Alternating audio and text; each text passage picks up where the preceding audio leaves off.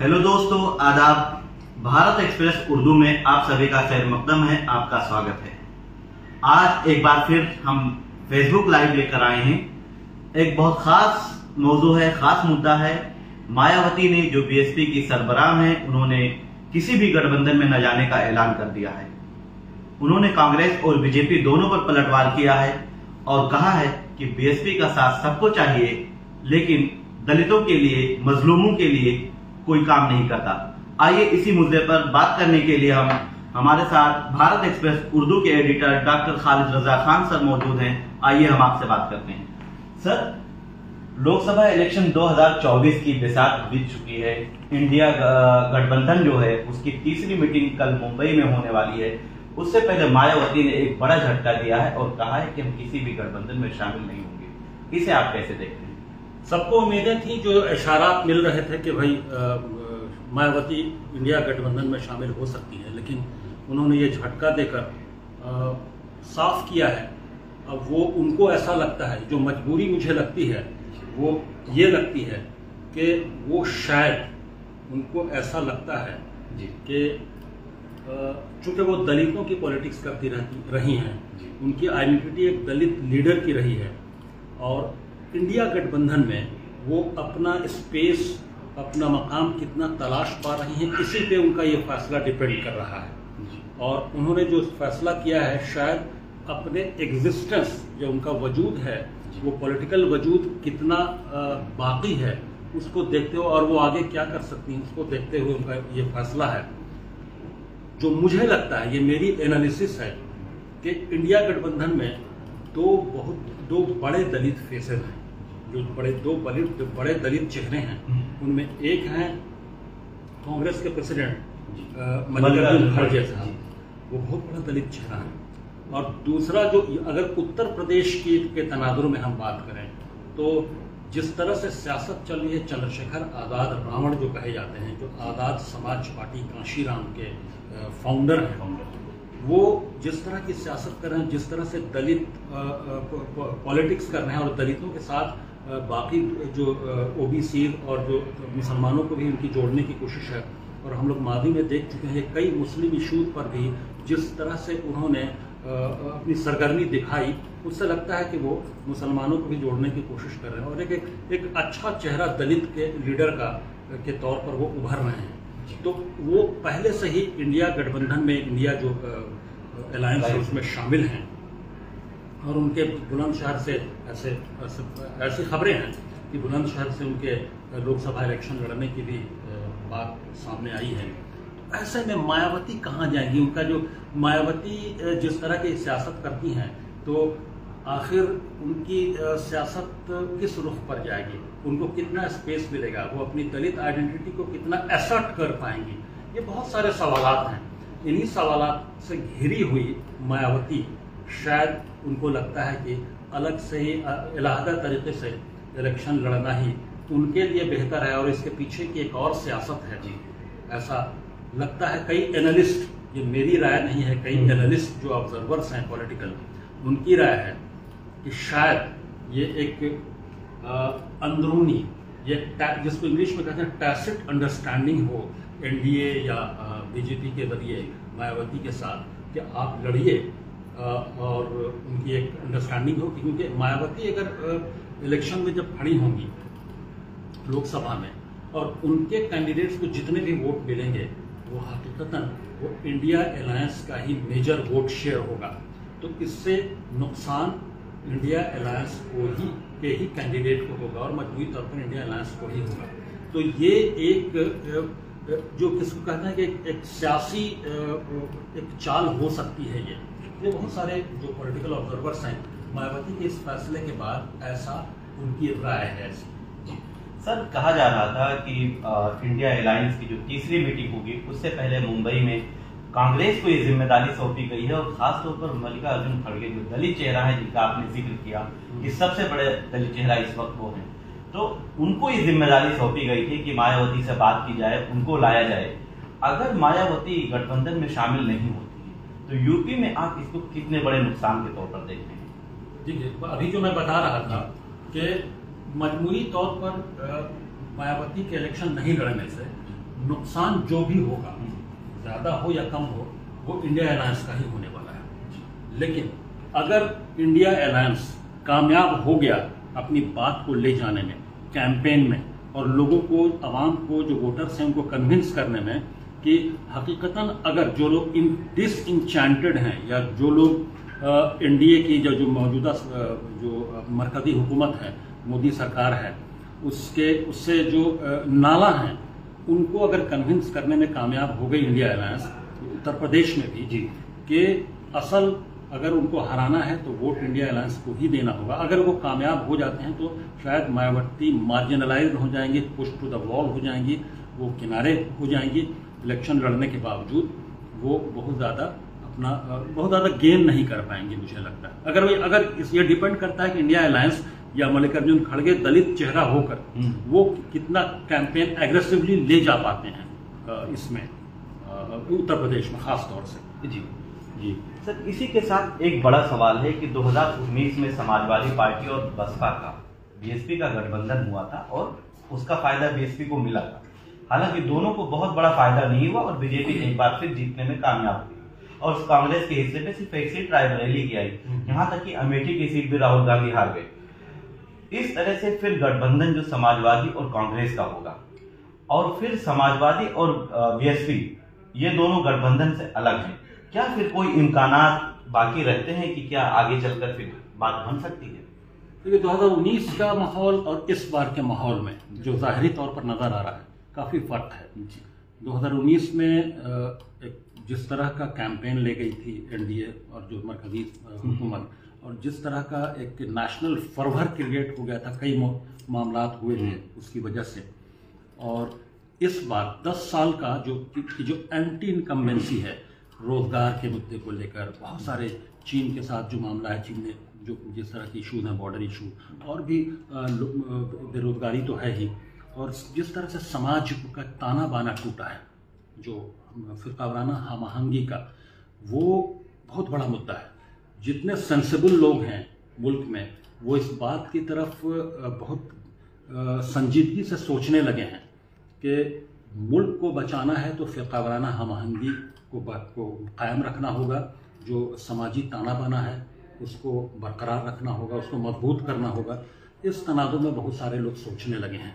तो मुद्दे बहुत सारे ऐसे हैं जिनकी बुनियाद पर इंडिया अलायंस और में इतनी सारी पार्टियां आई हैं, और जितनी भी पार्टियां आई हैं इंडिया अलायंस में, जो रीजनल पार्टीज हैं, वो सारी अपने अपने स्टेट्स में, अपने अपने इलाके में बहुत मजबूत पार्टी है। उनके पास वोट शेयर बहुत है, उनके पास सीटों की तादाद ठीक ठाक है, उनकी पकड़ अपने अपने इलाकों में, अपने अपने सूबों में बहुत अच्छी है। शायद जो मुझे लगता है कि इंडिया अलायंस और एनडीए की टक्कर जो होने वाली है, वो बहुत ही एक तरफा कम से कम इस बार होने दिलचस्प मुकाबला होगा, और वो जिसको कहते हैं कांटे की टक्कर हो सकती है। और पलड़ा किसका भारीगा ये तो वोटर बताएंगे, और कौन किसको कितना कन्विंस सर, करेगा। इस वक्त इंडिया अलायंस में 26 पार्टियां हैं और कहा जा रहा है कि शिरोमणि अकाली दल को भी से कांटेक्ट किया जा रहा है, उसको भी बुलाया गया है, दावतनामा भेजा गया है। हरियाणा की आईएनएलडी है, उसको ये बुलाया जा रहा है। मायावती ने तो आज खैर इसको मुस्तरद कर दिया और उन्होंने गठबंधन में जाने से इनकार कर दिया। इन दोनों पार्टियों को आप कहां देख रहे हैं कि शिरोमणि अकाली दल जो बीजेपी के साथ पहले गठबंधन में रही है और अभी उससे अलग है, क्या वो इंडिया गठबंधन में शामिल हो सकती है? मुझे बहुत ज्यादा उम्मीद तो नहीं है, लेकिन अगर चूंकि कॉमन इंटरेस्ट है सबका, सबसे बड़ा कॉमन इंटरेस्ट है कि बीजेपी को या एनडीए को कैसे हराना है। इन तमाम का, चाहे वो कांग्रेस, इंडिया अलायंस में जितने लोग शामिल हैं उसमें, चाहे वो आम आदमी, चूंकि अगर हम पंजाब के तनाजुर में देखें, उस पर्सपेक्टिव में देखें, तो वहाँ पर आम आदमी पार्टी का सीधा मुकाबला श्रोमणी अकाली दल से है, सीधा मुकाबला कांग्रेस से है। चूंकि आम आदमी पार्टी कांग्रेस को हटाकर हुकूमत में आई है, उसके बावजूद इंडिया अलायंस में कांग्रेस और आम आदमी पार्टी साथ हैं, तो ये चूंकि उनको अपने जो एजेंडा कॉमन है, उनकी लड़ाई का जो रुख है वो कॉमन है। इसी बुनियाद पर वो दोनों पार्टियां एक दूसरे को हटाकर पंजाब में आई हैं, मतलब आम आदमी पार्टी उसके बावजूद साथ है नेशनल लेवल पे। तो ये एक उम्मीद की किरण जगाता है कि शायद शिरोमणि अकाली दल जो बात कही जा रही है कि वो आ सकती हैं, तो इस बुनियाद पर वो आ सकती हैं। वरना स्टेट के तनाजुर में अगर देखें तो तीनों पार्टियां एक दूसरे की एडवर्सरी हैं, एक दूसरे से अलग अलग है, मुकाबला आराई, एक ट्रायंगल बना हुआ है वहां पर।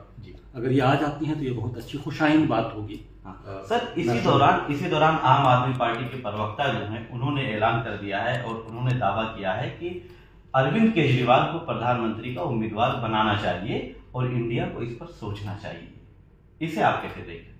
देखिए, अभी ये एक अपनी अपनी पार्टियों के अंदरूनी एक जिसको कहते हैं कि एक नाम उछालने की बात हो सकती है। सब पार्टियां, जैसे जेडीयू के लोग नीतीश कुमार का नाम पहले से उछालते रहे हैं कि नीतीश कुमार पीएम स्टफ हैं, उनको पीएम कैंडिडेट बनाते हैं। आम आदमी पार्टी में के भी कुछ जो हैं जो लीडर्स हैं, जो सेकेंड और थर्ड लाइन के लीडर हैं, उनके जरिए बात को आवाम तक पहुंचाई जाती है कि इस नाम को भी सोचा जाए। उस तरह से कांग्रेस में भी ये बात को पहुंचाई जा रही है, मतलब एक कोई ना कोई नाम आता रहता है।